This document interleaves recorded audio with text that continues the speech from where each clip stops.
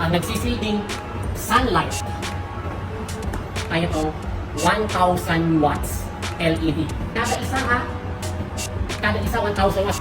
Ilan din pagkadami-dami yan. At yung buong facility ay mayroong 10 ganito, pakita ko lang. Nakapalibot yan, 10 aircon. Kaya naman sa aming mga cannabis children. So kung makikita ninyo, dito, itong puti, itong tinatawag na drip sticks. So itong mga drip sticks na ito, ang nagsisilbi dextrose para madalian ang bawat pasok.